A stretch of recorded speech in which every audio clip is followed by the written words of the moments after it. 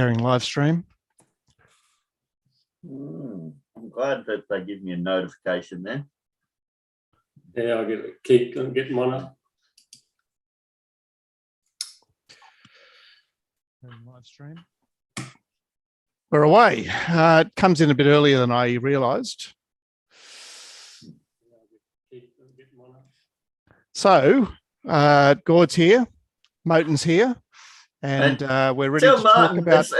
It's like talk back, Mark. You got to turn your radio off, mate. I can hear. I know, it's mad, isn't it? Yeah. Let's get rid of that.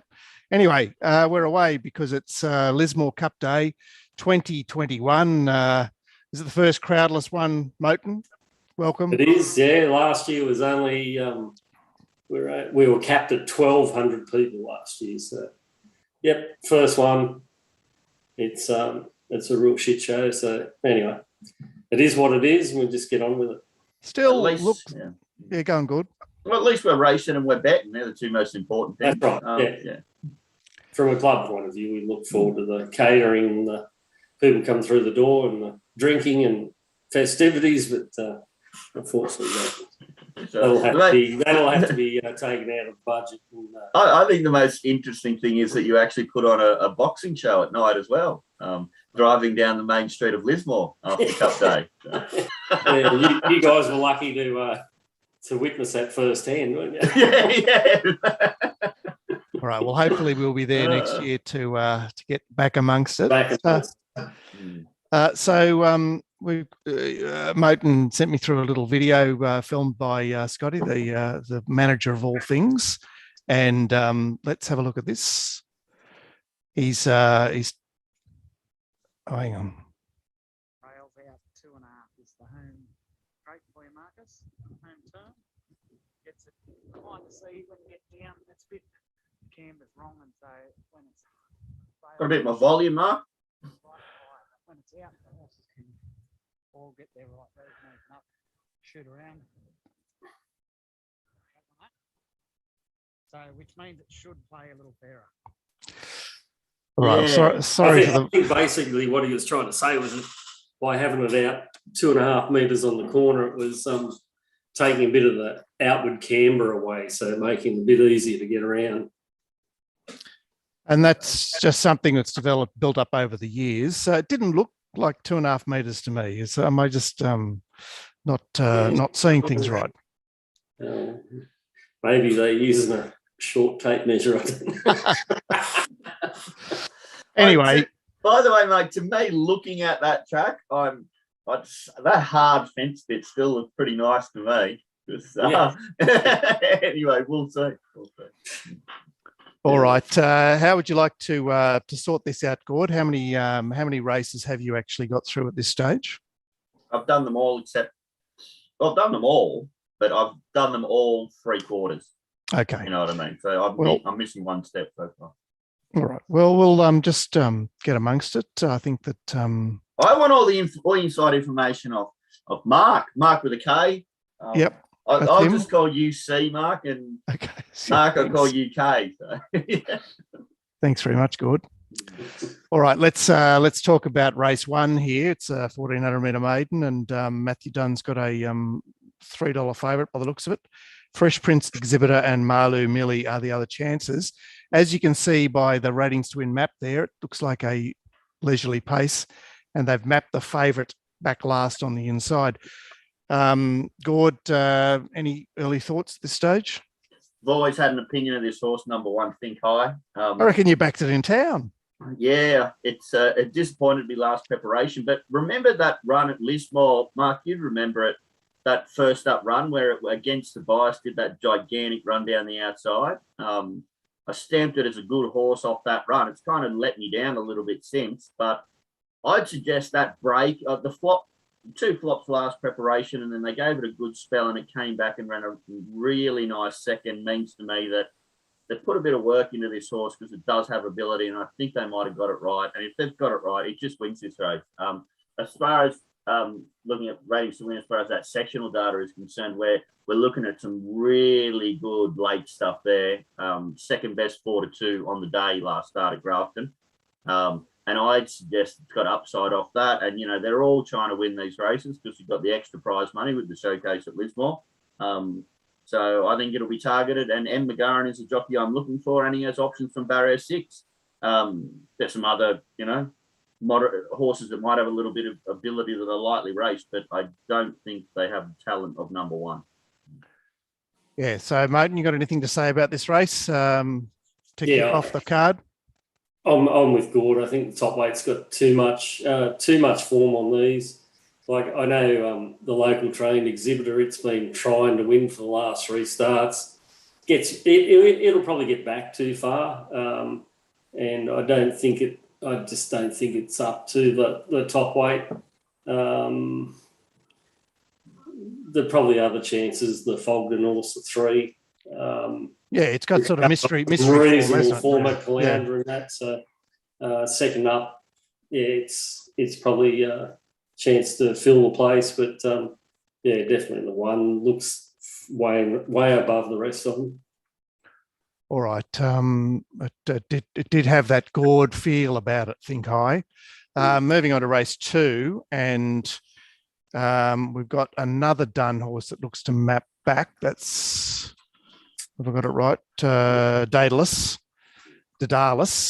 And the ratings to wins map has more than buttons shooting to a clear lead here, which looks an interesting thing. We've got also got this Versace family with the blinkers on, returning from a spell. Brett Kavanagh trains. What's the drum here, Moaten? This is the 1200 meter maiden. Yeah, well, again, it's going to be a dun, and between Dunn and Bowen, I reckon they're going to probably. I think they might supply most of the winners. The Glue Factory's got a little sneaky one there. The 7, they've got big wraps on this. Yeah, took it to Grafton to trial. Yeah, trial. Yeah, and it absolutely shit in the trial. It was it's just drawn awkwardly out of the 10. So yeah, I think again the Dunn may take a big hand, but just watch out for the 7. I reckon there's a great each way chance.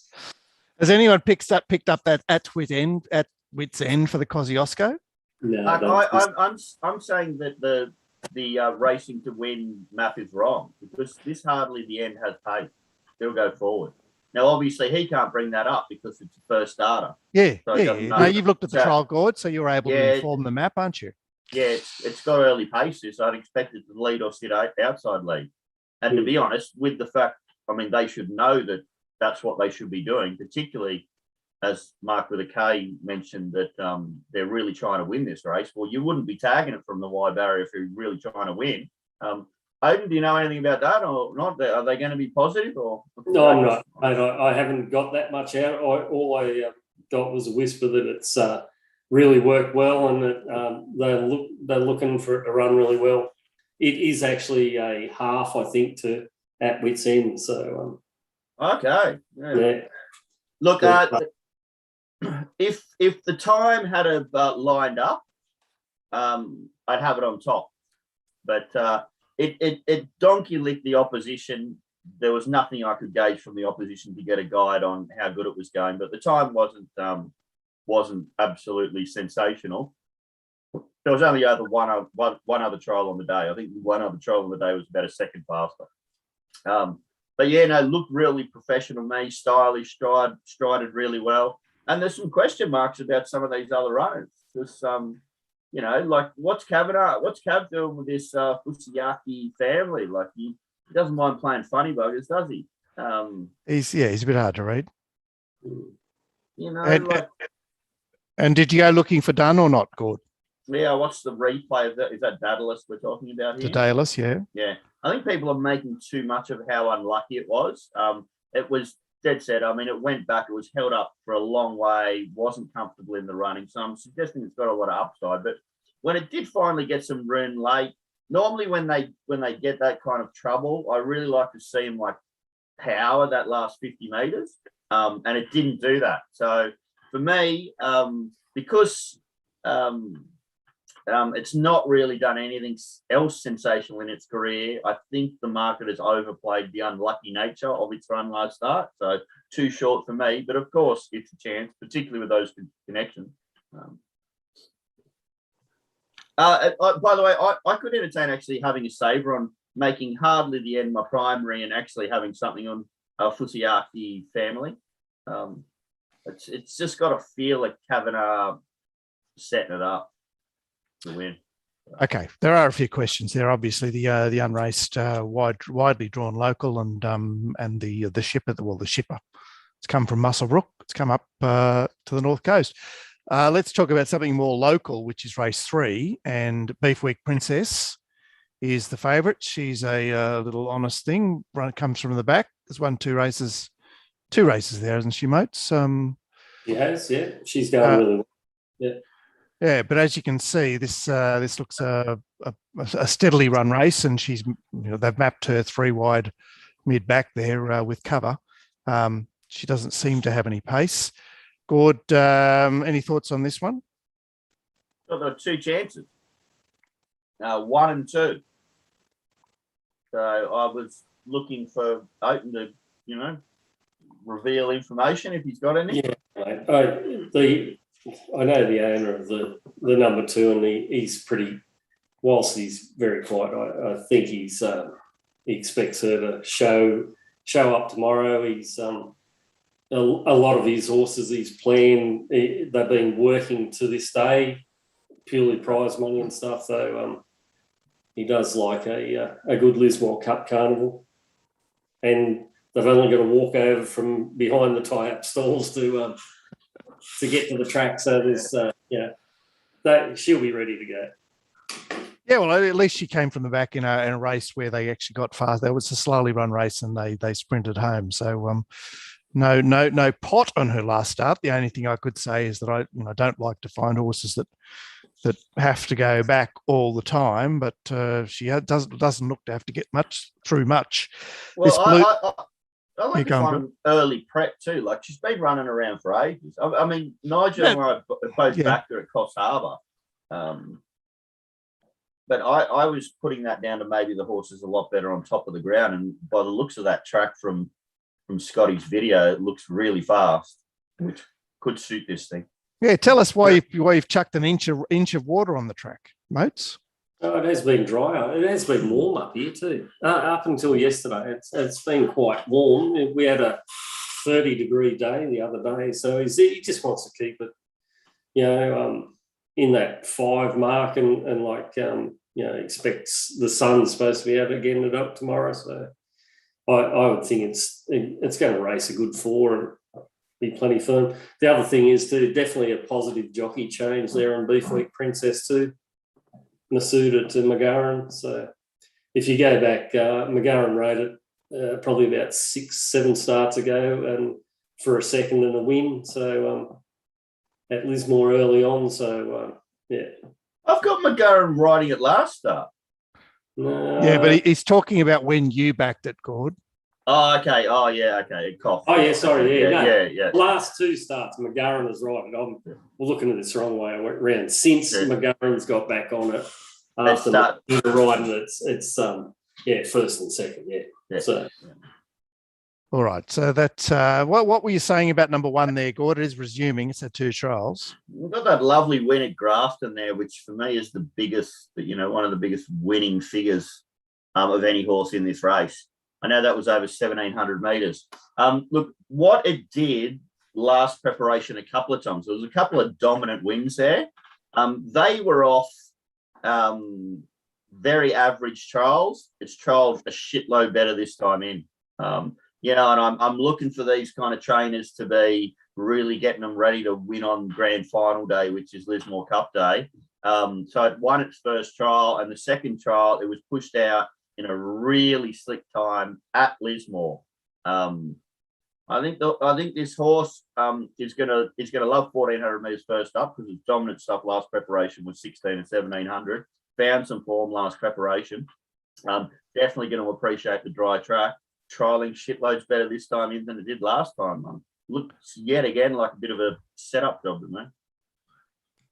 Okay, well, the map suggests that there will be a betting race because Blue Tone Electric Miss appear to map a good bit better than the other two, Beef Week Princess and Bahamut. Okay, the time honoured. Now I'm going to show you something here, mates. Let's see if I can find it. Actually, it's from. So I've got it here now. It's from 1971. So you guys would have been what? You would have been alive. celebrating We were alive. Your 40th birthday. So the headline says Lismore Horse Wins Cup, and it's Friday the 24th of September. So it would have been the race day was Thursday the 23rd of September, 1971. So 50 years ago to the day. And locally trained Brazilian, who nearly died 6 months ago, scored a brilliant win in the Lismore Cup, 10 furlongs today. Starting at 12-1 upset a plunge on the 5-2 favourite, Cachondeo, who finished second. He's won many races on the Northern Rivers and Queensland racing circuit for his owners and was having only his second start over the 10 furlongs, which is also interesting because the favourite in the Cup tomorrow is having only his second start over, let's call it 10 furlongs. 10 and a half, isn't it? Yeah. And by the way, when that horse won, there were 120 bookings on course, and they were all holding bets to lose 10,000, which is the equivalent today of $500,000. I know, it is pretty funny, isn't it? But that's the way it is. Okay, so this race here, the Brazilian over 15 at 26 this year because of the rail going out. And we've got a 5-day backer-upper backing up from Baraba, Terrius. Looks set to swoop on the lead here. As far as the market is concerned, Bailey's is the short price favourite. Resumed at 1,100 of this course. He's a well-performed horse. And straight up to the 15.26. We've got the local horses, Magic Charlie, who Owen Glue picked up from Rod Northam a few starts ago, and he won first up at Casino, and one of Gord's boyfriends in this race. This is so. Anthony Cummings cast off. It had its first start for its new trainer at Coffs Harbour in the Coffs Harbour Cup over 1,600, and then it went back to 1,500, then it went back to 1,400. Now it's back up to 1,500. What are you saying, Gord? I'm saying, now this is a strange thing to say. So I backed this is so in Coffs Harbour. I backed it each way in the Cup market and came fourth, of course. I forget whether I took 20s the place or some ridiculous goddamn odds. I thought that I was happy to back it its first two starts going to this new trainer because of the residual of the Anthony Cummings factor. I'd suggest now it's used its aces. So for it to be running around 3-1 is interesting. Weird thing is she got another horse that's in later on in the program, Oaten, isn't there? That was a dominant winner for last start as well. So maybe she's got some ability, but we just don't know yet. Look, if I was pricing it just off the Coffs Harbour Cup run, you'd supposed to declare it. And by the way, Mark, I'm not even going to back it. Number 3 is Immoral. Right, so number 3 is Bailey's. It sounds like you're liking this card, Gord. Well, I love betting in the Lismore because I love betting in the country, Mark, because there's a couple of decent horses and there's 8 that fucking should be at the glue factory. He's got plenty over there. All right, there's your Chloe Thomas that trains. This is so two winners from 58 starts in the last 2 years. Yes. Anyway, okay. So talk to us about Bailey's. It's a horse we sort of know, and we know it's got talent, but it is sharply up in distance. Look, I think you can. Well, I mean, obviously, its best runs last preparation were over 1,400 metres. So I don't have a problem with the 11 up to this. I don't have a problem with strange distance changes when I think there's a massive discrepancy in quality. I think it's less significant. It's something you don't. You don't need to weight so highly. It's a nuance that it matters more when horses are closer together in ability.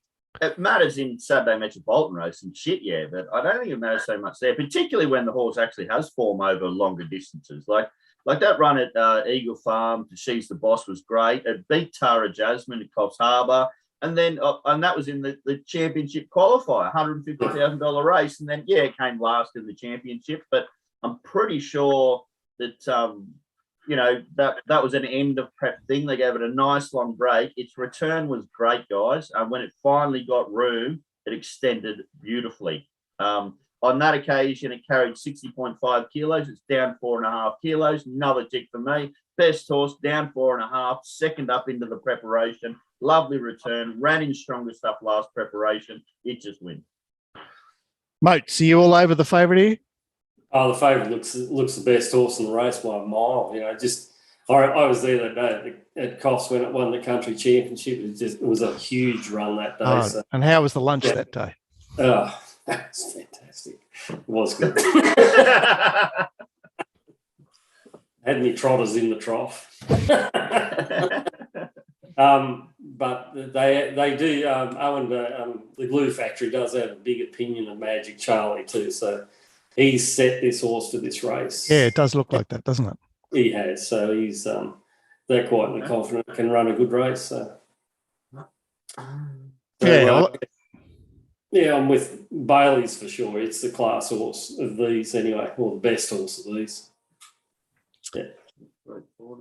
Okay, so maybe the in-run players could try the leader there. It just looks to be surrounded by a couple of roughies to get out of it in the run.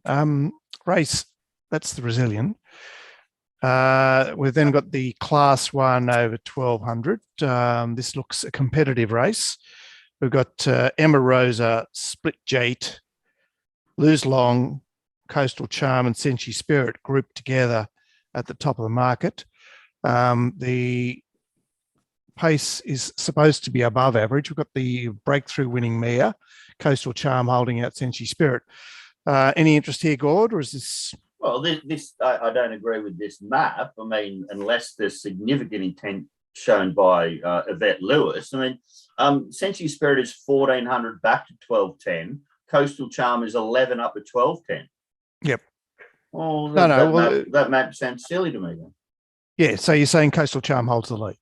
Yeah, comfortably. They've got Senshi Spirit actually, like that would put Coastal Charm in a terrible spot, Mark, because like if it did work out like that, Senshi Spirit's putting pressure being in front of her. And that's a terrible position for a leader. Yeah, but it's a bit of an automatic map. So you go, well, this is how it looks on the face of it. The riders jump out. Coastal Charm holds the lead. Well, Senshi Spirit just sits outside, doesn't it? Just sits there. Yeah. Controls and will run a bloody good race at $5 too. I like the fact it's only at 8 starts. I like the fact that let's ignore 7 of its starts because it had a 27-week break.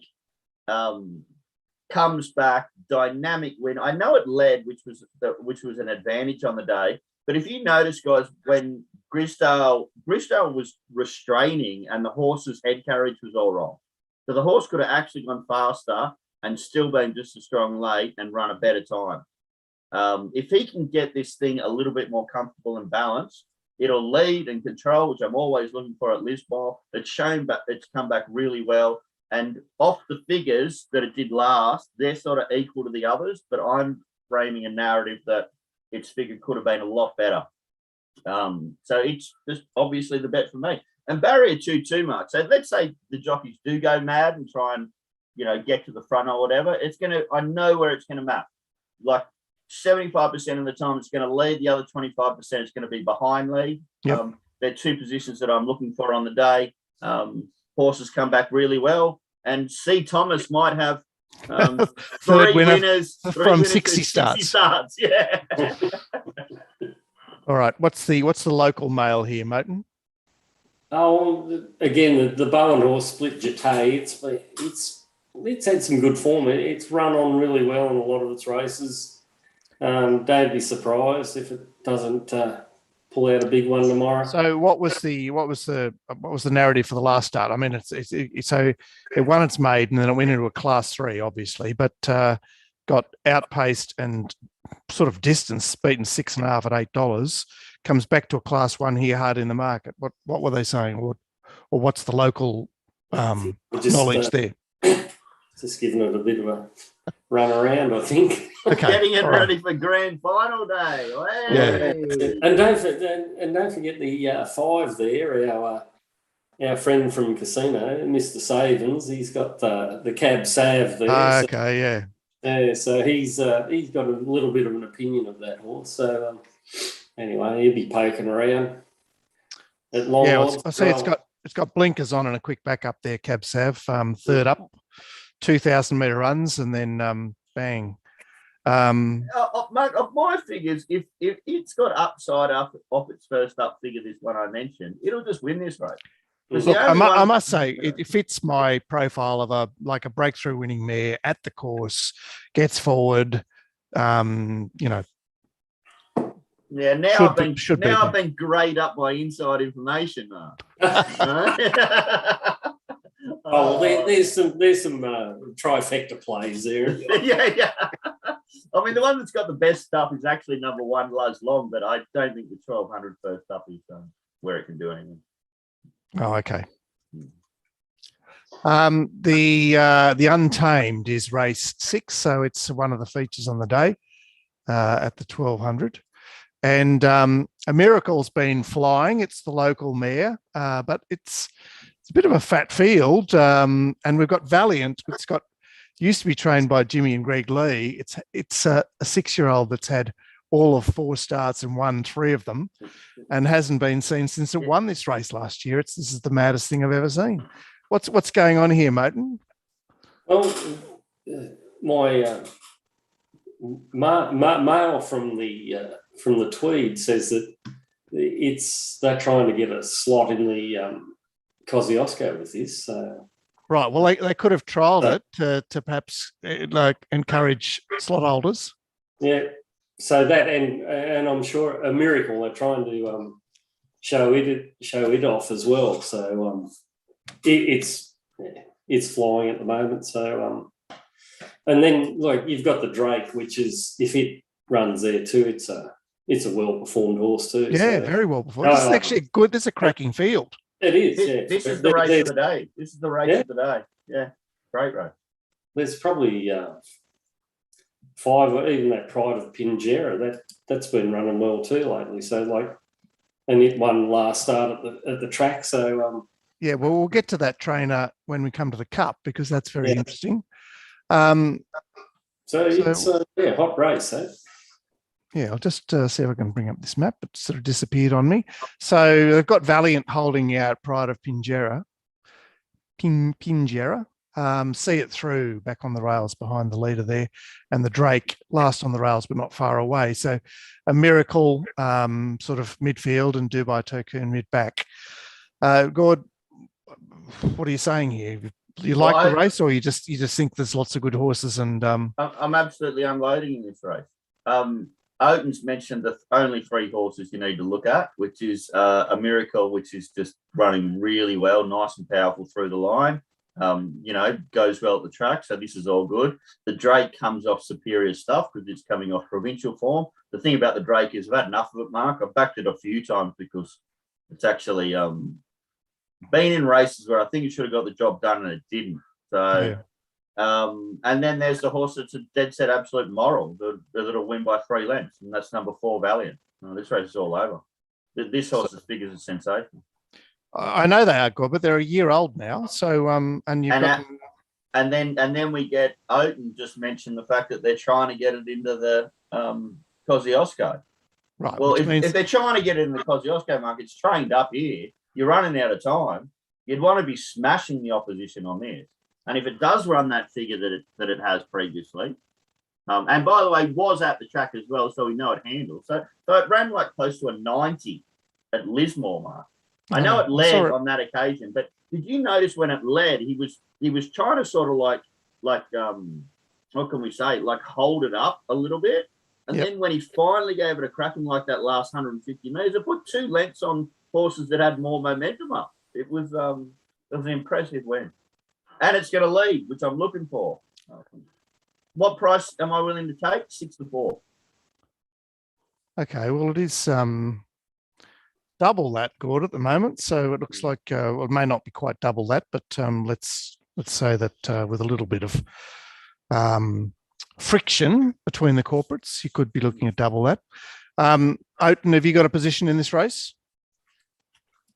I'd be the Bowen camp, I'd be hoping a Miracle runs very It well. sounds like you had a little you had a little feel for the Drake there. Yeah, look, I've backed it a few times, and I've been lucky enough to be on it on the odd occasion when it's won. So there's some bias there. Eh? I think And I'm the other way around. I backed it, so it must have been a Kempsey when it was unlucky. It should have won that day. And by the way, do you know anything about this Jay Franklin? Are you starting to spike off my stuff? Jasper Franklin, he's apprenticed to Matt Dunn. Okay. And, So he's a lucky boy. Yeah, so he's Craig Franklin's son. Okay. Oh, okay. Yeah. Apparently, he rode 3 winners at Lismore last time he was here. 3 kilo, but I think he rides at about 55, I think. So he's not a small kid, but he's getting better. So All right, looks like he's only had 64 rides, but he's ridden 12 winners and is positive pot at the moment. That's bloody good for an apprentice, for a young kid. And by the way, it's actually a positive when they are that way, Oaten, earlier on in their career. It means jump on them now because they won't be riding in a few years' time, but they've obviously got talent. Yeah. You might be able to. You might be able to see their last 2 months, 36 rides, 10 wins. Okay, well, that's the prelude to the main event, which sees Jasper Franklin riding Machina Volante, which was trained by P. Roble for its first 2 starts until Stuart Campbell. Moten, tell us about Stuart Campbell. I see he's had 32 runners for 9 winners in the last 2 years. He's only got 2 in his stable. The earlier horse, which was in the previous race there, Pride of Binjera, and Machina Volante. I don't know much about it. I believe he trains out of Moreland. I'm led to believe. I think, could be wrong there, but yeah, he's definitely got this one going well. Its last couple of wins have been pretty damn good, and it's just a matter of whether it actually. Well, it got the distance last start, but well, it's not often that you get actually a lead up, a 74 lead up into the Lismore Cup, is it? 2 weeks. That's right. We were lucky this year that we got which was the old Ballina Cup day, and so because they changed the Ballina Cup to January, we applied to Race in New South Wales to actually have a lead up. Race day, which then gave us the opportunity to put the 2100 metre up as the prelude to the Cup with a ballot exemption straight in. So that meant a few of them came and had a bit of a run around and go at it. So that and the 4 Nemengay, it's sort of been set for this as well. Eddie O'Rourke, and Ambitious Prince was in that race. There was like half this Cup field was in that race. Yeah, that's it's not saying too much. Outside of Cup, there's probably only oh God, I would only see there's 3 chances, and that'd be it. It's probably our weakest Cup we've had in my memory. What was that Cup winner we bought in the Calcutta 2 years ago? That wasn't a great Cup. Ambitious Prince was off the map in that Cup. Old mate, I'll find its name soon. Do we presume that the Dunn runner with no rider is not running? Head on high. It hasn't accepted anywhere else. Yeah, no. He doesn't usually run 3 at a time, so. I know that there's local owners in Divine 11. Oh, okay, so it'll be right from Lismore. Riot Act. It was going like an absolute gun until the other week at the Gold Coast when it went like the proverbial pricked balloon at the corner. They'd sort of set that, but I just don't know whether it's it's going to run out because I think its runs are over 1,800, so it hasn't ticked the 2,100 box yet. So probably from my point of view, it's the 1 and the 4. Okay. And I've just brought up that 2019 Lismore Cup there. Katamara Owl was also I was trying to think of. If you can see that field, it doesn't look. It looks worse than this year. Katamara Owl, Ambitious Prince, Peak Hill, Old Miss You, Winkler, Fencourt. Looking at you. I've got to say, mate, you are so right. You just been shot down there, mate. And that is Sorry, mate. Probably last year we were spoiled with a couple of weeks. Yeah. Anyway. All right. So, Gord, how does this shape up to you? I know it's 2,100. You know, you have got to have had a fistful of $33 lately. Yeah, but not on this occasion. This is Cup Day, Lismore. Of course I'm betting. I'm going to unload. Jesus. I want to go for DF, guys. I thought they were too tied to each other in that lead up. Now, I could be completely wrong. What is the DF here? But the weird thing about it, guys, you'd remember, Mark, I don't know whether you watched that race, but I mean, Oaten's definitely watched it. Like Machina Volante, I wouldn't have taken 100 to 1 at the 100 metre mark. They'd gone back past it like it was stationary. Yeah, and then it was back and wins by a length. It's having its first try. The trip hadn't been past 1550 before that. I know. And so there's 2 narrows I can take off that small, tiny margins to other horses where the race just seemed weird to me, but you were on the fence and the others were coming down the middle. Is that enough evidence that you can run 2,100 metres? I could say no off that run. And then I could go for the Land-Born Pearl where it was 1550 up to 21. So now it's tipped the 21 box. So now I can expect to perform considerably better over the same distance again. Maybe he rides really quietly as well. Oaten, is there any suggestion that because he was having his first ride on the horse at that in the prelude there, Jasper Franklin? Does he sort of just sit on them and? Well, it was OSL. It was OSL. Yeah, no, he goes all right. He did. I from memory, he did actually ride out to get it home. So, yeah, all right, Gord. What about this Gold Coast? I mean, this horse that has been just running around at the Goldie for the last 3 starts since coming up from the Warwick Farm Stables Ride Act. What do you got to say about it? It's got to be a complete and utter question mark over 2,100 metres. So it not only did it sort of like sort of flop last start, although it only got beaten by a small margin, but it's never run over 1,800 metres. You mean 2,100, which is it did run at 2,100 at Gosford a year ago. Got beaten behind Casper Boy. All right, so where is the DF that you're actually keen on? Old Hardhead I'm going for, which is not my go. Number 3, please. Horses in form. It beat that Nemingar, who is lining up with all the other sort of like ones in the money there that come out of that lead up that was at Lismore over the 2,100. And then it went to Doomburn. It's won 2 of its last 3 starts. Yeah. It's an old hardhead. It's proven at the distance. It's double figure odds. It's Ash Morgan, who was one of the go-to jockeys on the program. And it had a complete excuse in that Doomburn run last start where they were going that slow. This horse's mouth was open pretty much the whole way. And I thought, like, even late, it was sort of all right back in the field there. It gave 6 or 7, but it was a complete forgive, guys. Slowly run race. Oh, it was super slow, Mark. They were struggling big time. Milkman did a good job coming from where it did to get close to London Banker there. But if either of those 2 were in this race, I'd have them pretty short. And I thought, please, this run had somewhere close to the same amount of merit. I'm Lee Kilner off for Ash Morgan on. The only thing is I'm 52 up to 59, but you got to expect that coming off a Saturday Metropolitan run your previous start.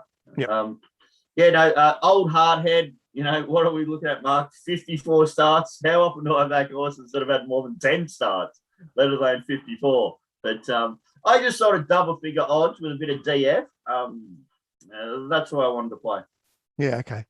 Well, it did win the Ken Howard Memorial, didn't it? I mean, Tim Saladin will be down there in Coffs Harbour going, "Oh, well, that's good form for the Lismore Cup." Of course, there's it winning its debut at Hawkesbury with James Doyle on board. James Doyle rode it at Canterbury. Well, it's a lifetime ago. That's the Lismore Cup. We'll move on to the last, which I must say, I found this a bit of a head spin. The last, there's 5 runners under double figures there. Jack Spratt, Sugar Zone, Cukes, Rose Bouquet, and Humanitarian. And it looks a competitive race map-wise. So I think if I'll just bring this map up, where are you? Where are you gone? Come on, ratings to win. All right, Gord, is there anything for you here, or are you counting your money and going home? Oh, pretty much counting my money and going home. I need Oaten to give me a lead here with some of these locals. I noticed that Bowen hasn't put a jockey on Rose Bouquet, so I'm assuming it's going to be Strath. Possible. I think it's just because it drew out wide. He was looking to go forward on this one, so he was hoping for a good draw. Kirsty wanted to get out and lead on it. I think that Jack Spratt won well last time at Lismore. Beefwick Princess that day. Interesting that was it Quirks? Kirk? Yeah. Interesting that Brooke Stowers ridden it twice for 2 wins, and she's off and going on to the 12. So, it's a bit of a head scratcher there. Well, yeah. I wouldn't say Benny Looker's the most reliable. He's probably. But he's a bit better than B Stower, isn't he? Oh no, she's been off. She's been out of action for about 12 months after a fall, and she's just come back. And I think you'll find she's been riding a few winners in the last couple of weeks since she's been back, so she can get one home. It's a bit of a lottery, that one. It's our friend Chris O'Reilly's got a couple of You just had to throw that in, didn't you? The owner of, what is it, Wickham's Transport out, where they're up at Warwick there. For some reason, he's given Chris like half a dozen horses. All right. Well, good luck with those, Chris. Scratch me head, mate. It's a real head scratcher. Yeah, Collins Creek's pretty lightly raced 9-year-old, but anyway, the horse that did sort of didn't jump out at me, but Stone Cold Flex, second up off a bit of a long spell, but showed speed and wasn't beaten that far first up. Seemed to me to be a horse that might have this as a little bit of a target. I see that Stone Cold Flex and the horse you mentioned earlier that Brooke Stow was riding, Nana Karobi Yoki, both ran around in a highway together behind another one back in the day. So anyway, that's Lismore for you. I haven't given my tip in the last race, Mark. Go for it, Gord. Number 12, Nana Karobi Yoki, $15. Might even get better than that on the day. I thought that was a nice run last start. Had to sort of go forward and got shuffled back. Ignore the previous preparation. There was something that just wasn't right with it on that occasion. I think that run first up over 13 at Cots was enough to say the horse is back. And as Mark mentioned, it got beaten 4 lengths by another one, Kattegat. That's enough to win this race. Before that, it had some nice placings at Ballina up there in the beautiful northern rivers / coast that you two lovely gentlemen are from. Nursery of Champions. It's got the figures to win the race. I think it's got upside off the first up run. I like the fact that the girl is sticking to this one. It's long on, so I don't need much more. The only other chances in the race of those that have actually won last start, I think there's 4 of them. So Jack Spratt, Sugar Zone, Humanitarian, and Kicks or Quakes or Quote. What'd you guys call it earlier? Is it Quirks? Quirks. That's something off South Park, isn't it? But by the way, in winning, bit of popular culture. None of their figures were that crash hot. And Stone Cold Flex, I give none to, Mark, because I went looking for it as well and decided it's a complete nut of wedding. Okay. All right. Well, that's a good look at Lismore. We've given it a good serve the night before. We'll obviously be back tomorrow at lunchtime to do battle through this program. It'll be punter v punter, and hopefully it goes well for you, mates. I'm sure that you'll have fewer crowd to get around. Maybe just a few committee men, I imagine. No, I don't. We're not even allowed out there. So, wow. So you got to do it from home. Do it from work. It'll be so. Yeah. Wow, this will be man. Oh, what about the committee room with the beers and the prawns? Come on. Hey, don't worry. Most of the guys wanted to, but no. Okay. I don't think our friendly local stewards would see the funny side of that.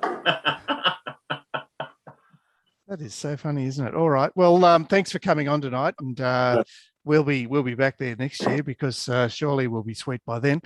And meanwhile, we're going to get amongst it tomorrow afternoon. Lismore, the centrepiece, Hawkesbury, and I think I'll tell you one thing. Switch. Lismore's card is a better card than Hawkesbury. Yeah, it generally is. But you know, like I think the Cup's disappointing, but some of those other races are crackers. Yeah, yeah. No, as long as they all turn up tomorrow, that'll be should be a good day. Leading into a great day on Saturday, we hope. Yes. So, of course, for those of you, where you run a lovely second. But the barrier draw, we actually drew a gate. So, and you found Sleepy to ride it as well. We're talking about for twos in the Golden Pendant, up against up against Entrevere, who of course led it home at Kembla. And good luck to the team that's in for twos. We'll be cheering for you. I'm going to stop this live stream. We'll be back at lunchtime tomorrow. Hold on, Aiden's got to show his t-shirt. You got to stand up.